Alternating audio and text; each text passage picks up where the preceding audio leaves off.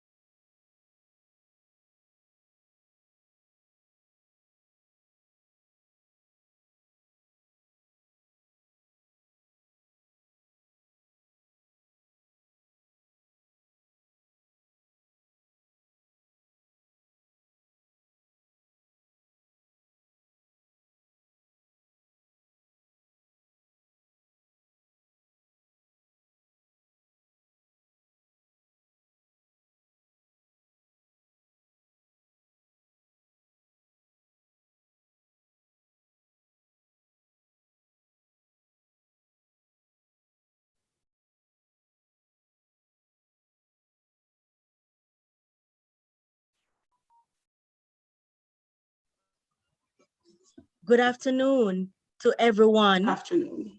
who is on this afternoon, and thank you for joining with us for the final lecture in the CSEC lecture series that has been put on by the Department of History and Archaeology at the University of the West Indies, Mona. Now, I see a number of students who are on with us this afternoon, and some of you were with us from this morning when we started with Dr. Kenve, and then we carried through, and now we are at the final one. A big shout out to those persons who are watching on YouTube. I know some of you are on YouTube and some of you are here with us. And we know that this final one is going to be a very beautiful one. The topic for this one is the final theme in the syllabus, Caribbean Society, 1900 to 1985. And I know that that is a theme that a number of you are interested in. And then especially with this time, where there may be some issues with finishing the syllabus, I know you will appreciate what we have in store for this final lecture. So without further ado, let me just introduce to us Miss Jeanette Corniff from the Department of History and Archaeology. She's an assistant lecturer at the department who will be doing this final lecture for us. Miss Jeanette Corniff, over to you. Thank you so very much, Mrs. Beckford Smith. Good afternoon, students. Good afternoon, Dr. Nelson. Good afternoon to anyone else who is on. And I've missed you in the category or the names that I called earlier. So we will be focusing on theme 9, as was indicated, Caribbean Society 1900 to 1985. This is a rather broad theme. We are talking about 85 years. I just want to draw your attention to the objectives for this particular theme. And you're seeing here that you should be able to describe the social and economic conditions existing in the Caribbean between 1900 and 1985. You should also be able to outline efforts made to improve social conditions by different agents, describe various aspects of social life, explain the reasons for the emergence of various religious groups in the Caribbean, and finally, to assess the implications of membership in the various groups. You will notice that I have highlighted the second objective, which is to outline efforts made to improve social conditions by different agents. And I did that because that is our focus for today. There are several of these groups, these agents, which have been highlighted in your syllabus. For example, trade unions, governments, women's organizations, and the Universal Negro Improvement Association. What we are going to be doing today is to focus on women's organizations. Interestingly, there is a link between women's organizations and the UNIA. The UNIA, this was actually an organization founded in 1914 by Marcus Mosiah Garvey. And when we look at the history of this organization, we realize that it was very friendly to women. And therefore, it will be highlighted here as we look at women's organizations. Now, it is very important to look at organizations which were interested and which worked towards improving the living conditions of women, because as we exited the 1800s or the 19th century and entered the 20th century, there remained a significant number of female-headed households. In some cases, it actually expanded. So what was happening with women, what their living conditions were like, was extremely important for a significant portion of these populations in Jamaica and other Caribbean territories. They were the ones who were, in many regards, raising children, and therefore it was significant that their living conditions were continuously improving. Now, with regards to living conditions, what do we mean? A very simple definition here is the circumstances affecting the way in which people live, especially regarding their well-being.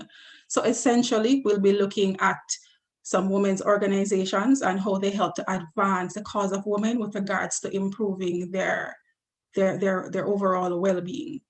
All right. As we head towards the end of the presentation, I will be making mention of quite a few women across the Caribbean region who played significant roles, and as a result of that, they will be highlighted. If you have any questions, you may drop them in the chat. I'm just going to ask Mrs. Beckford-Smith to assist me in taking note of those questions, and I will take them at the end of the presentation. Let us consider broadly what the Caribbean society was like between 1900 and 1985. There were indeed some significant developments which helped to set the context for developments throughout these 85 years. There was World War I between 1914 and 1918, which significantly impacted what was happening in our Caribbean societies. Of course, there was the Great Depression that began in 1929 with the stock market crash in the US. And that, among other things, resulted in individuals who were working overseas as immigrant laborers having to come home. Some of these, mostly men who were away, came back and they wanted back their jobs, positions that women had entered into while they were away. So this caused quite a bit of issues in these Caribbean societies. We also can look at the link between that Great Depression and the labor unrest and riots which occurred throughout the British Caribbean. This was significant. It was out of this that we saw the formation of many political parties. This was not the start of political parties in the Caribbean region. Of course, we can look back to Marcus Garvey, but significant developments took place from this point onwards. Then there was World War II. And just as was the case with World War I, various nationals from these Caribbean territories went off to fight for king and country. They came back with all sorts of ideas. Some of these individuals were thinking more along the lines of independence as they thought about easing themselves and easing their nations of the bondages of colonialism. The West Indies Federation became an idea, and then it became more than an idea, it actually became a reality. During the post-war period, there was the thrust to decolonization essentially was taking place. During this time, there was also the whole issue of economic diversification. After the thrust towards the Federation in the British West Indies, then several territories, starting with Jamaica in 1962, achieved their independence. Some persons may say we were given our independence, but we had to put some work into it as well. And then, of course, significant post-independence developments since the 1960s throughout the Caribbean region. So these are just some of the elements that help to form the fabric of Caribbean society between 1900 and 1985, this period that we are focusing on. In 1900, Caribbean societies essentially maintained a similar social structure to that which was in place at emancipation in 1838. Let us look at some of the elements of this structure. Wealth remained in the hands of a very small group, generally the whites. Of course, there were poor whites, so we can't say that all whites had it going for them, at least not economically. Blacks were socially, politically, and economically marginalized, and in many cases disenfranchised. East Indians and other immigrant groups who were introduced after emancipation, they faced somewhat of a similar fate to the other non-Black members, non-white members of these societies. Now, the women within these groups had an even harder time existing within the patriarchal context of Jamaica and other Caribbean societies. I want to talk a little bit about the West India Royal Commission report. And this was published in 1945, and it had a lot to do with an examination into the causes of the unrest which occurred during the 1930s. And it was very obvious before and after this report was published that the social services in the West Indies are all far from adequate for the needs of the population. And this was partly as a result of defects of policy and largely through the paucity of the funds at the disposal of the colonial governments, which in the main were necessarily responsible for these services. So we're talking about health services, education, etc. The colonial government was primarily responsible, and a primary issue that was brought out is that we don't really have a lot of money. The government don't really have a lot of money, which is one of those reasons why there was this thrust towards decolonization.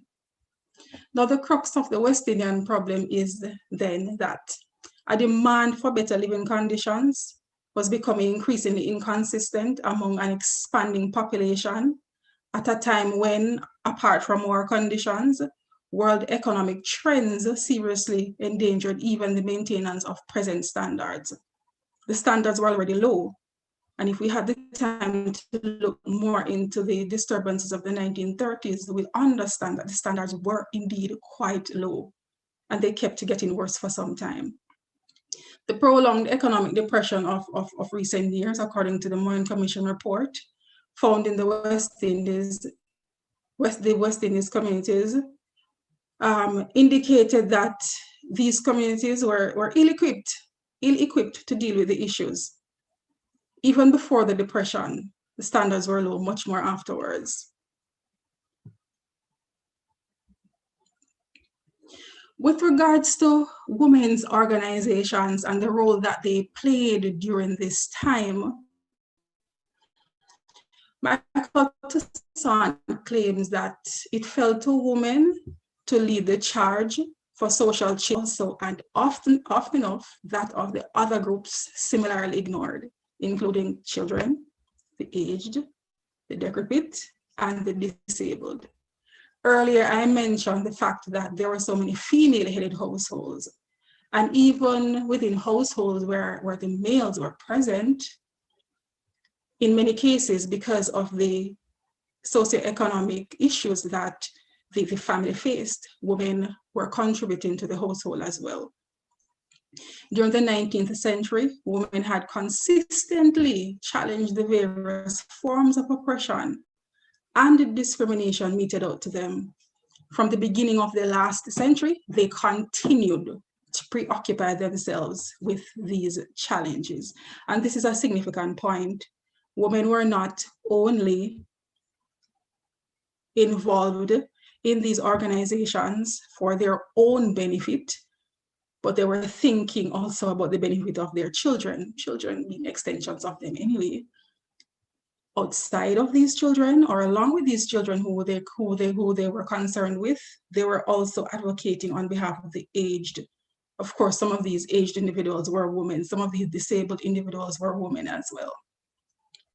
Toussaint went on to state the ability of women to organize themselves into their own interest and that of other groups was elemental to the process of nation building.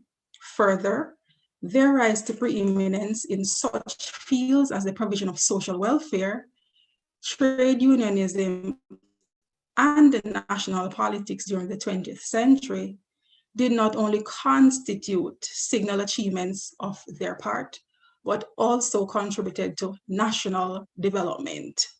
As we speak about national development, you may be thinking about the role of women in politics. This was just one element of how they contributed to national development. So women began organizing themselves. But it is important to note that they did not start this in the 20th century. They actually started from the 19th century.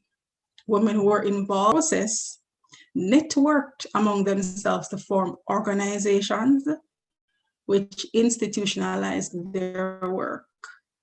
In Jamaica, for example, there was the Lady Musgrave Society, and by the early 20th century, women were involved in other charitable organizations such as the Dorcas Society and Mothers Union.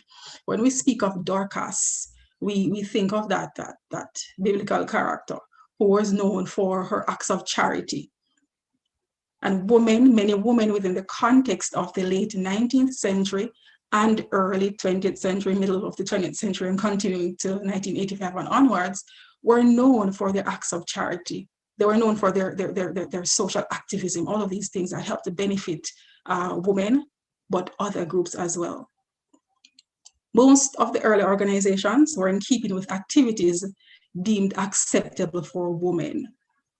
By the mid-20th century, around about 1950, the women's organizations, were more militant, moving into areas which were traditionally the domain of men as they became more radical in their advocacy. Now, women faced many issues. Some of these: unequal access to education, limited occupational opportunities, discriminatory wages, limited political rights. With regards to discriminatory wages, men in many cases were paid more than women, even if both a man and a woman were doing the very same job, same hours, same type of work, but women got less. And there was this reasoning that the woman was not really the breadwinner in this patriarchal context, and therefore she didn't need to get as much money, because it was assumed in some regards that a man was in the home and that he was bringing in something. He was bringing in bread. So they didn't need to pay the woman as much because she was only supplementing. Of course, this was not the case for many women. These issues coalesced to create a poor socioeconomic reality for many Caribbean women and their children. I say and their children, but we also have to consider that they had other dependents, sometimes aging parents or individuals within their communities who they realized were disenfranchised in other ways, and they decided to assist them. It's important to note that middle-class women particularly became involved in advocacy, especially through social organizations and social work. This made a lot of sense when we consider that many lower-class women, they had to work in order to supplement the family's income, or they may have been the only breadwinner within their families. So they had to work. Middle-class women and elite women tended to have a bit more time for originally leisure, and it was quite a bit of this leisure time that was used for philanthropic ventures. The social movements in Jamaica provided assistance to women as well as helping to create better opportunities for them. Women established clubs and professional associations which were geared towards addressing their concerns, or women became active in those formed by men. And here, I just want to remind you that we're going to be talking about the UNIA. Clubs included the Women's Club, the Jamaica Poetry Club, and the Women's Liberal Club, which were founded in 1936. Another social area in which women were involved was professional associations and federations. But what was their objective? The objectives of women's professional associations was to help to improve the quality of work of women who were already employed. They also were interested in getting women who were unemployed, employed. Examples of such organizations were the Jamaica Dressmakers Union, the Jamaica Dressmakers Association, and the Jamaica Businesswomen Association. The JBAA promoted business ethics and improved working conditions for women. A major concern of theirs was to get a minimum wage for girls who were employed. The association also believed that the establishment of an unemployment bureau and lobbying for sickness and out-of-work benefits for women were also crucial. Now, these are some benefits that many persons take for granted in 21st century Jamaica, in 21st century Barbados, in 21st century Trinidad and Tobago. But these were not always available for women or for anybody who was working. And therefore, advocacy in these areas through these organizations, it was very important.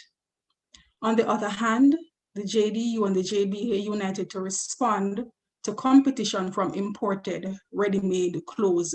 And don't we need these organizations to be advocating in this regard in today's society? At the regional level, the Caribbean Women's Association was essential to the plight of women. This was, in a sense, an umbrella group that women's associations, women's organizations throughout several Caribbean countries would have been working with. We can also think of the Jamaica Women's Bureau. We can think about women in development programs. These were extremely important in advancing the cause of women in an effort to improve their living conditions. Now, with regards to the Universal Negro Improvement Association, I want us to talk a little bit about the Black Cross nurses, officially known as the Universal African Black Cross nurses. They had a model that they sort of adopted from the Red Cross. And of course, Red Cross, an international organization that is involved in relief work, etc. This Universal African Black Cross nurses Association was it was the Women's Auxiliary of the Universal Negro Improvement Association and the African Communities League, or essentially of the Garveyite movement. The Black Cross nurses promoted the professional development of women. Women trained in this profession were found across the Caribbean region and elsewhere, because this did not begin in the Caribbean. By the way, it began in North America. With regards to the work of the UNIA, Marcus Mosiah Garvey and those who worked alongside him, they did a lot of work in the United States of America. He had a significant following there for quite a number of years. That was his base, even though the organization was founded in Jamaica in 1914. This organization, the UNIA, there were branches throughout the world in various countries. But back to the Universal African Black Cross nurses. These women helped in issues related to maternity, issues related to public health and hygiene, in education, and they were especially helpful during disasters. So again, mirroring the Red Cross, they were able to provide relief in times of disaster. Branches were established among those countries already mentioned. Branches were also established in Canada, in Belize, and in Cuba. It's interesting to note also that articles and topics which were championed by these women were published in the Negro world. So there was this level of circulation of information that would help to improve the basic lives of women. These proved useful to persons afflicted with or otherwise concerned about contagious diseases. There were also articles on breastfeeding, on nutrition, on juvenile rehabilitation, and therefore you realize that they thought broad. These served to educate the masses and was especially important as a public healthcare system throughout the Caribbean region often lagged behind the demands which were placed on these said systems. There were never enough health centers or hospitals. And in many cases, even as we look back to the early part of the 1900s, before the establishment of Victoria Jubilee Hospital or Kingston Public Hospital, we find that healthcare was expensive for the majority of individuals. We can talk about the cost of healthcare today, but back then, less persons had access. And this was not only related to the extent to which healthcare was available, but to the cost associated with it. So we have advanced quite a bit in spite of the challenges that we still face with regards to our healthcare system. Essentially, the importance of the Garveyite movement cannot be overstressed, as it was the ideological catalyst that fueled and empowered many women into positions of organizational and administrative leadership in the 20th century. Put simply, the belief was that women had to be educated and brought into the public field of political activism in order to assist in the uplifting of the race. As I mentioned, this thrust of the Garveyite movement, of the UNIA, I also want to mention Robert Love, another interesting Caribbean individual who, during the latter part of the 1800s, spoke that, you know, it really doesn't make any sense for us to be advocating for the upliftment of men only, because if we educate men and if we ensure that men have great jobs and can provide for their families, but we are not educating the women and ensuring that they're also uplifted, what will happen to our generations? Because these women are the ones who are primarily interfacing with our children. So we need to ensure that we're not only uplifting the Black man, but we're uplifting the Black woman. or we can pluralize that, not only uplifting the Black men, but also uplifting the Black women. To this end, one notes the emergence of female social activists like Audrey Jeffries in Trinidad and Una Marston in Jamaica in the 1920s, who took upon themselves the mantle of leadership in this context. These women sought then to effect change in their society by moving beyond the private sphere and boldly discoursing in the public sphere. They were not afraid to speak, and they were not afraid to act otherwise. While many may argue that these women were not directly political in the sense that they were involved primarily with welfare groups, like the coterie of social workers in Trinidad, one notes that these organizations were critical for female empowerment. Female empowerment went a long way in improving the living standards of these women. They were intertwined. They were critical in the sense that they firstly created an organizational framework upon which later groups and political structures could be imposed. They were also critical in that they created the context for the emergence of female leaders, and most importantly, they created the whole idea of legitimacy for female activism in the public sphere. During this time, letters to the editor of the various newspapers, it was a tool that literate women used. And most of these literate women would have been from the upper class or the middle class. But what we realize over time is that more and more women from the lower classes were learning to read. And as was already established, women in the middle class, after a while, they started paying quite a bit of attention to the advancement of women who were below them. The effect of these groups in the society, the effects were enormous, as they soon began influencing government policy.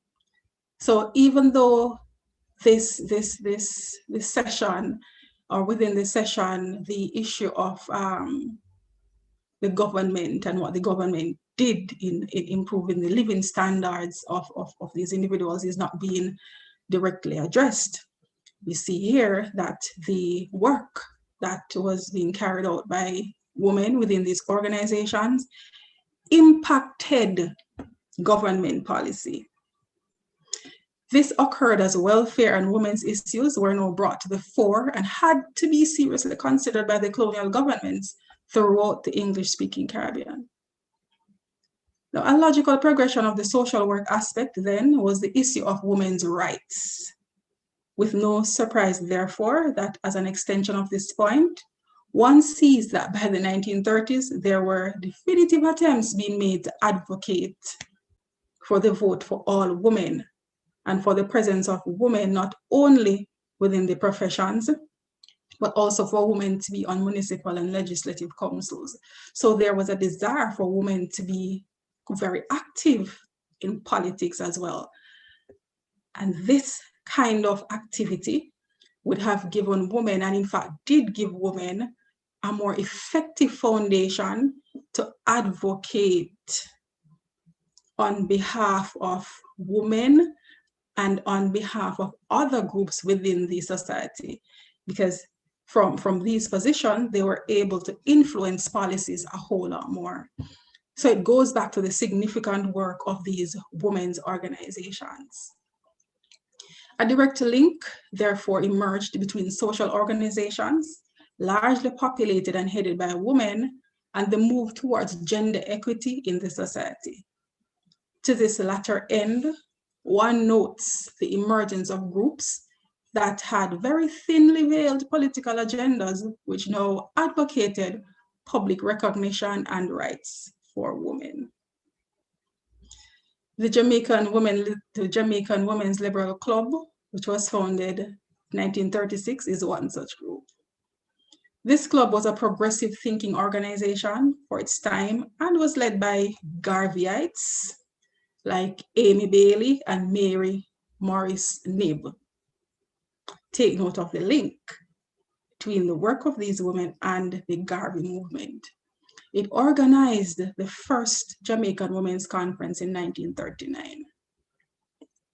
The advocacy of this group on behalf of women's rights was not wasted, and its tenacity paid off by 1935 when Mary Morrison became the first female to be elected to a seat on a public body. Her election was followed later in Trinidad by that of Audrey Jeffries, who similarly was elected to the Port of Spain City Corporation in 1937. Women have organized politically and continue to serve their constituents. By the mid-20th century, there were several political organizations or associations across the Caribbean with women at the helm. And here we have just 3 examples. The WPEO in Guyana, that's the Women's Political and Economic Organization, the Women's Auxiliary of the People's National Congress in Guyana, and the Caribbean Women's National Assembly in Trinidad and Tobago. Let's take a look back at the 1930s to highlight a point. During this period, there were the labor riots throughout the Caribbean region. Now, women were among those who demanded the right to be involved in the social, economic, and political direction of their various countries.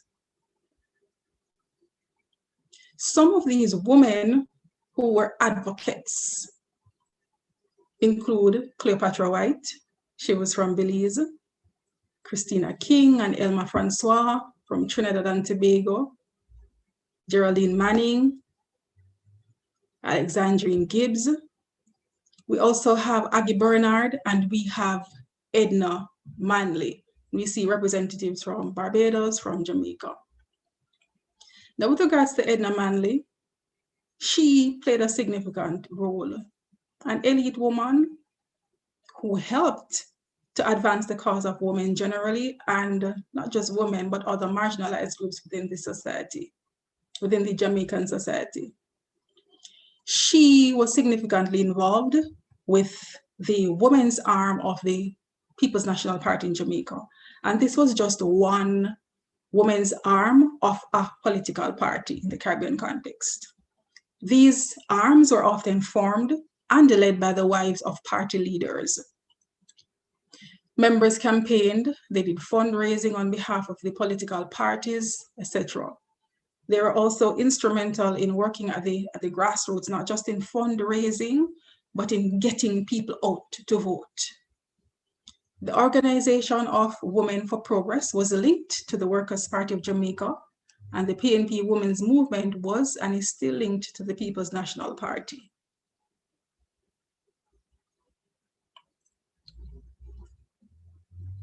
These organizations, since their establishment, have agitated successfully for domestic worker rights, improved housing, welfare assistance, improved healthcare, educational reform for working people, and general women's rights and legal reform.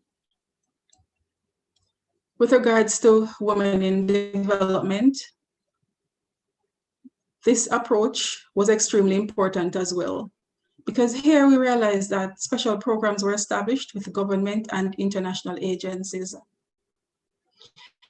We can think of the Women's Liberal Club once more. We can also think of the Women's Political and Educational Organization in Guyana.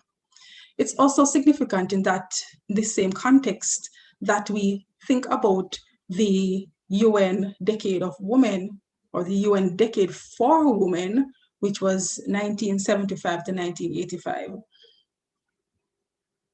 At the start of this decade, the year 1975, was dubbed the International Year of Women. This was extremely important. This was not limited to the Caribbean context. It says international.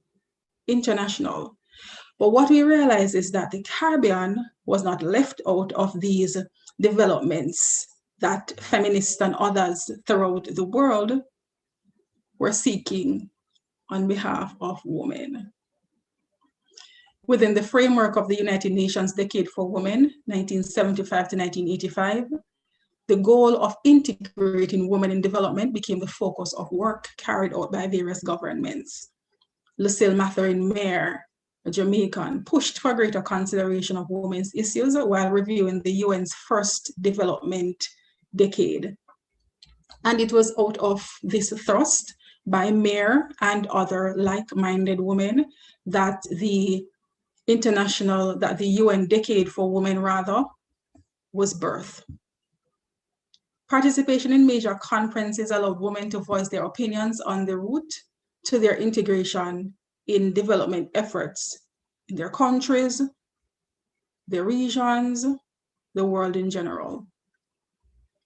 At this point, I'm going to highlight some of the individuals who worked significantly in advancing the cause of women in such a way that they would have assisted in improving their living conditions, their socioeconomic status, all elements of their lives.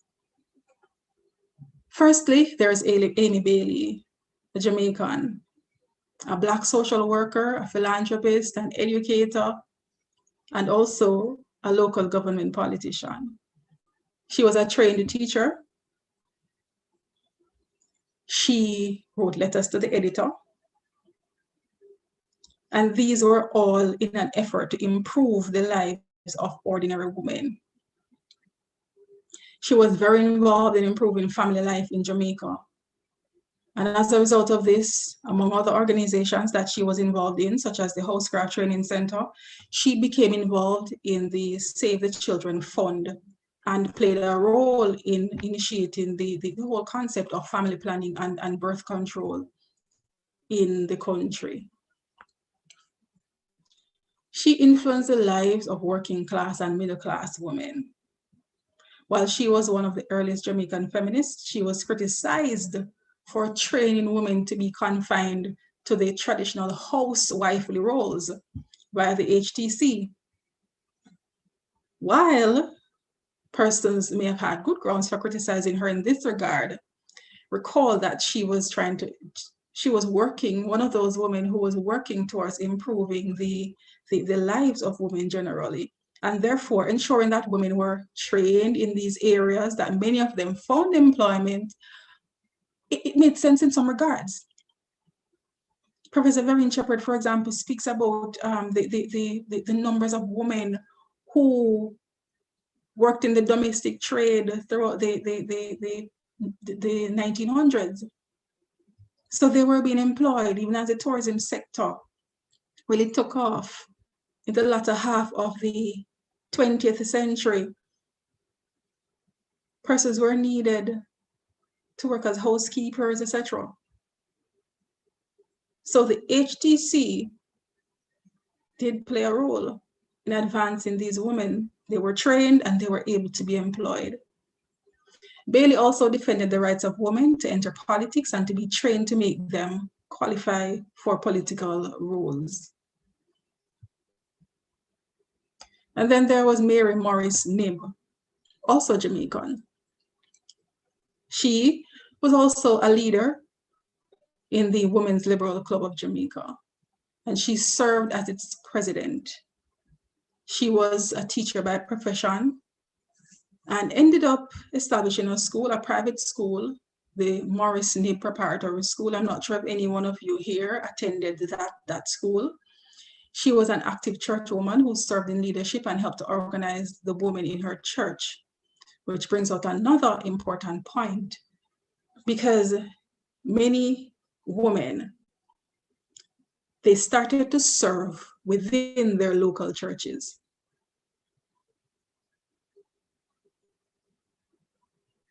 This was their platform, and they expanded in many directions. So they started to serve at this local level within the church, then the wider church community, and then some of them eventually served nationally. Morris Knibb was also instrumental in the formation of the Women's Teachers Federation within the Jamaica Union of Teachers to advocate for the interest of female teachers within the profession.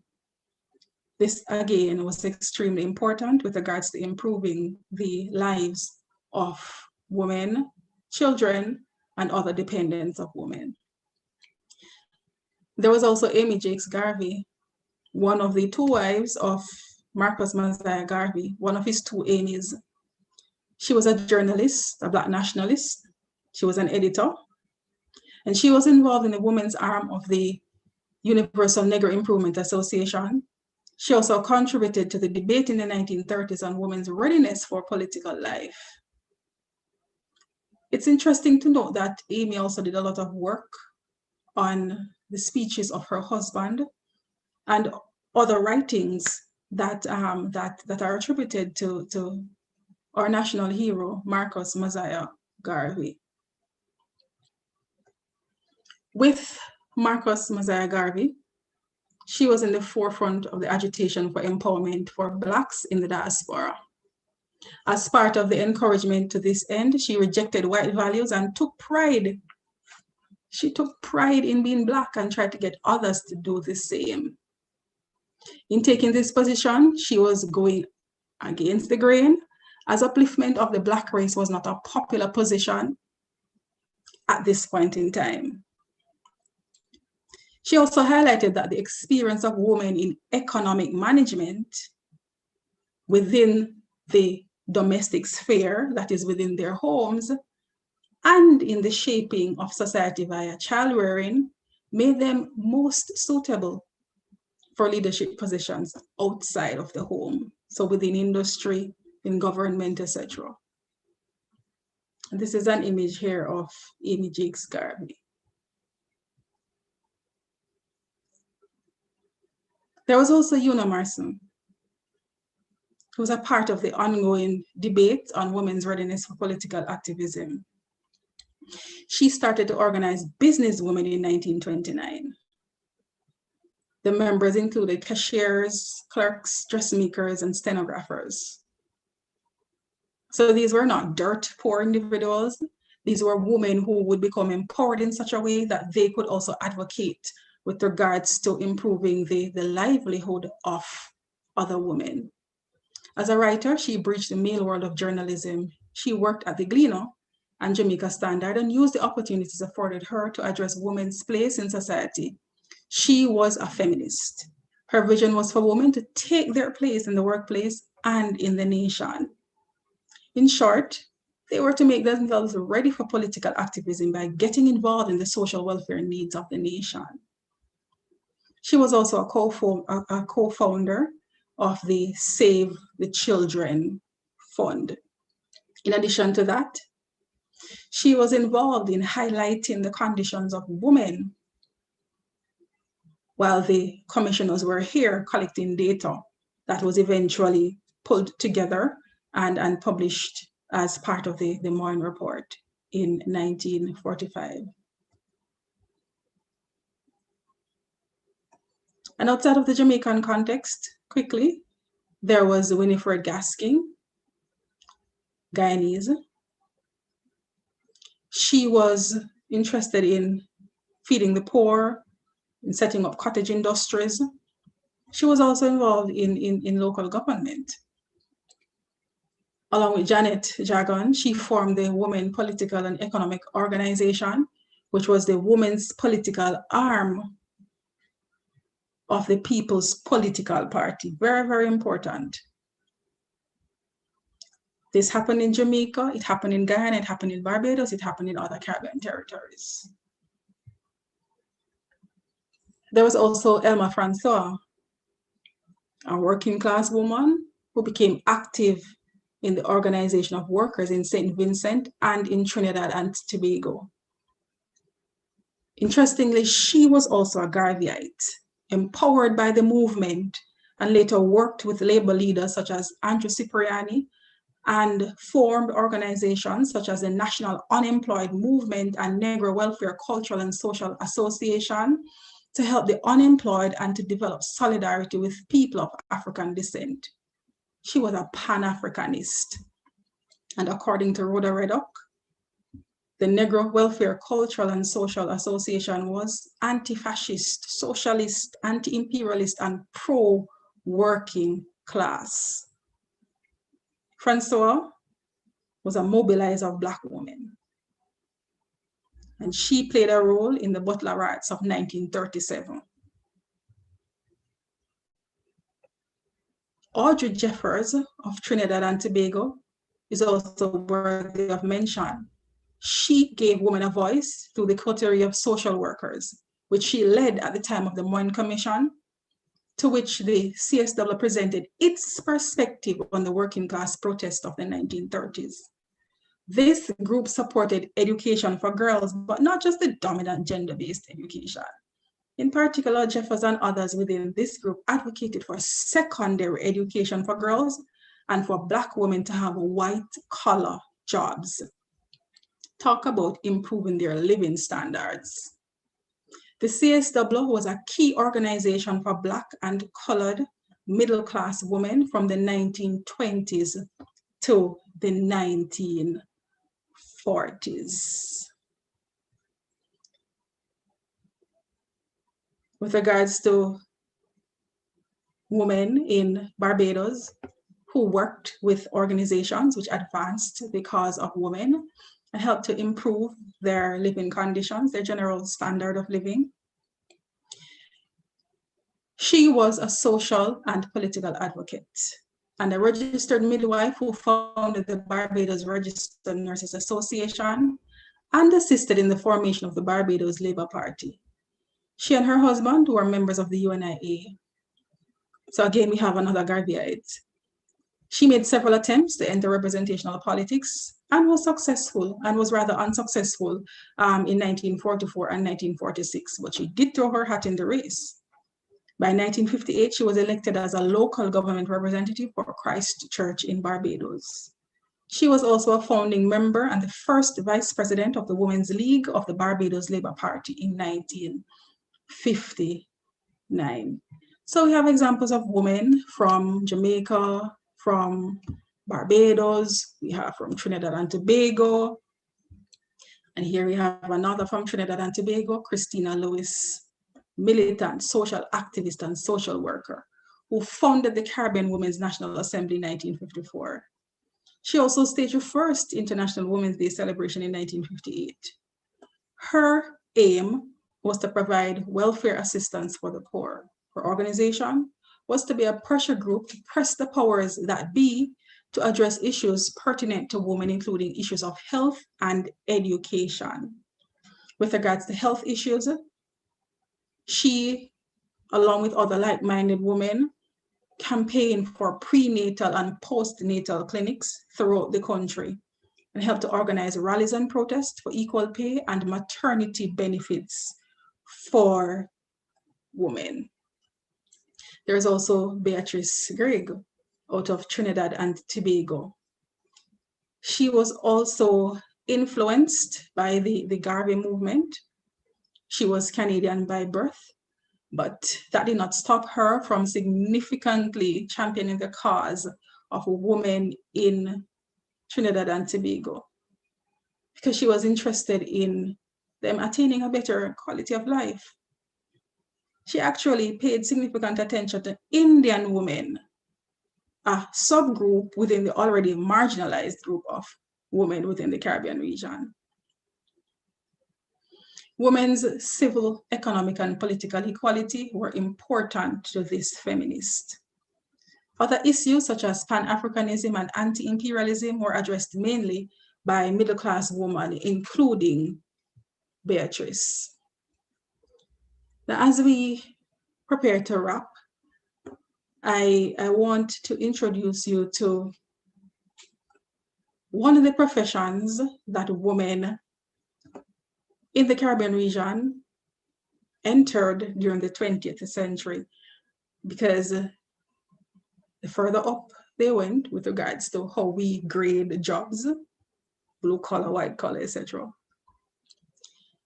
It meant that these women would have had the opportunity to be earning more. And as they earned more, they would generally have been able to provide for themselves more than they were able to before they gained higher level of employment. This is information related to women who joined the police force in 3 Caribbean countries. So we have an article on my left, and it is in relation to Iris Maytolo, one of the first women who entered the police force, the Jamaica Constabulary Force, in 1949. There's also reference to Ordinance 6 of 1955 rather. And according to Ordinance 6, 12 female officers were drafted into the force. This was in response to a need for police women to deal with juveniles and female offenders, which had long been overdue. And in this case, we're talking about Trinidad and Tobago. And then we have information with regards to the Royal Cayman Police Service. So over time, women advocated for women. Of course, there were men who were doing this as well, but within the context of these organizations that they formed, women gained a significant, they developed a significant voice, and they were therefore able to advocate with a stronger voice so that they could improve the living conditions of not only themselves, but of those who were dependent on them. Here ends my presentation. Do we have any questions?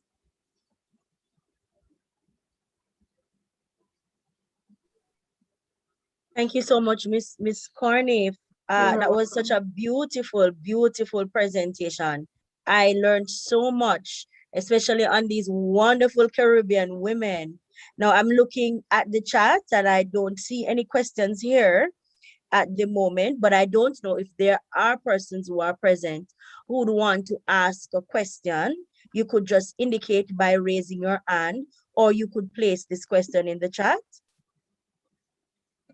The easiest thing to do now is to just raise your hand if you have any question at all about any of the content that was presented by Ms. Corney. Although Ms. Corney, I think it is a testament to how very clear and precise the lecture was. I hope you're correct. Yes, it certainly was. It certainly was. Oh, thank you. Okay, I am also looking at the YouTube channel, and I am not seeing any questions there also. But I do see Alpha Academy representing on the YouTube channel, and there are a number of schools who are on with us on Zoom. So big up to the Alpha Academy team who are on, listening. 4th and 5th formers are listening in and learning so much. Let me just, okay. So it seems as if we do have a question. Danisha Campbell, I'm going to just ask the host if she could just enable this individual to speak. Danisha Campbell, and then Latasha Pattison. Please. Good afternoon. I think you'll have asked question. I was just agreeing with your miss that the presentation was very precise, so there isn't really, it was very clear, so there wasn't really much to ask because everything was given in the presentation. Thank you so very much. That is beautiful. Is it the same for you, Latasha? Could you also have Latasha speaking, please? And thank you, Camila and Shamoya.